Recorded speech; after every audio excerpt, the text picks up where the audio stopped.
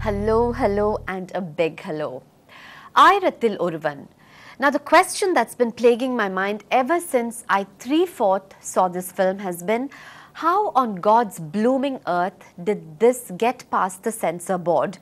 I mean, the film has a ton of blood and gore, highly distasteful scenes, a lot of crude references and vulgar dialogues. So I'm truly amazed that our unpredictable censor board, I said it myself, right? Our censor board is definitely unpredictable, and its notions of decency are definitely ambiguous, especially after this film. Well, unpredictable seems to be the word of the moment. Director Selvaragavan has tried to do something unpredictable and different, but if that's the case, he should have been firm in his resolve. But sadly, Aayirathil Oruvan doesn't rise above being a formula film. It has Collywood's usual doses of violence, a bizarre kind of love triangle, item numbers, and for all those testosterone-high male hooters in the theatre, it is a shameless skin fest. Selvaragavan's film is a bad hodgepodge of fantasy, history, modernity, surrealism, and all of this treated with complete illogicality. Remember the pre-release hype?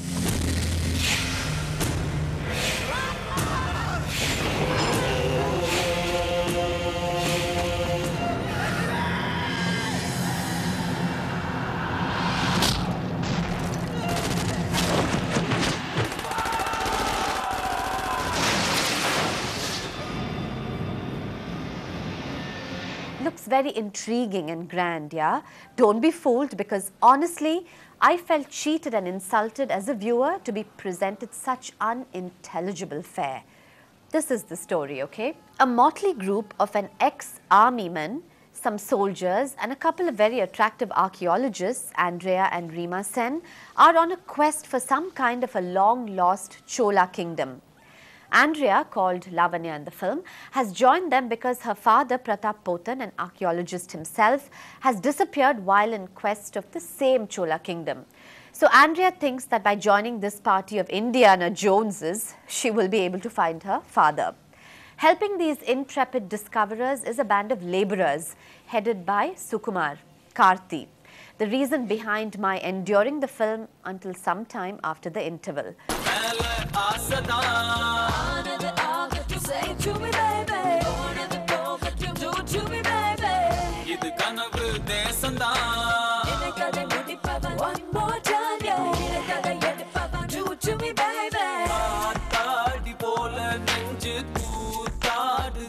Karthi, however, looks right out of Parithiveeran. In fact, I wondered at times if I was watching Parithiveeran. Anyway, this young actor lit up the screen with his intensity, humour and excellent comic timing. But even an actor of his calibre could not save this disastrous film. I think Karthi spent nearly a couple of years on this project. Long time, long precious time. Why, Mr. Karthi? You do have a lot of fans who respect you, including myself. Why did you have to say yes to a strange and twisted project like this? Anyway, going back to the story. So Karthi joins this expedition, is treated like an underdog. He's abused by the girls, gets slapped by them, and gets almost shot by Rima Sen, who flies into psychotic rages. There's, of course, all that sexual tension between the three of them and all that usual stuff. You shut up, you. Who are you calling a? You're the biggest bitch I've ever seen. Yeah, right. At least I'm not romancing a scumbag here. Yeah, right. You'd rather let him have a peek at your Shut up, you bitch, otherwise I'll blow your brains off. The three protagonists cross the various hurdles strewn in their path. Fire, water, snakes, quicksand, and finally make it to the long-lost Chola kingdom. And this is when things get really and truly demented. And I mean utterly, irrevocably, hopelessly demented. Parthiban is the Chola king, wearing an armour that surely must have given him spondylitis. He sits on a throne of skulls, rules over his dark-skinned subjects, and what's terrible is their makeup. Patchy, blotchy, it looks like charcoal has been rubbed onto their skin to make them look that way. It's really bad. Parthiban indulges in horrific blood sports, spouts poetry and speaks in the Chola dialect. He has an advisor, a sage of sorts whose makeup is ghastly. He's supposed to look like he's a million years old or something, but he looks like he has an incurable case of psoriasis. And whenever there's some highly conflicting moment, there's this frenzied veena playing as a background score, and you're wondering what that poor blighted instrument must have gone through. It was sometime after all of this that I decided that I had to get out of the theatre. It's a pity that so much money and time spent on a film of this scale has been in vain. The CG is good in a couple of places, like there's this Nataraja-shaped shadow on the Stonehenge-type structure in the desert. But otherwise, the Chola ruins look like cardboard cutouts, and overall, the grandeur which had to be conveyed just doesn't come through.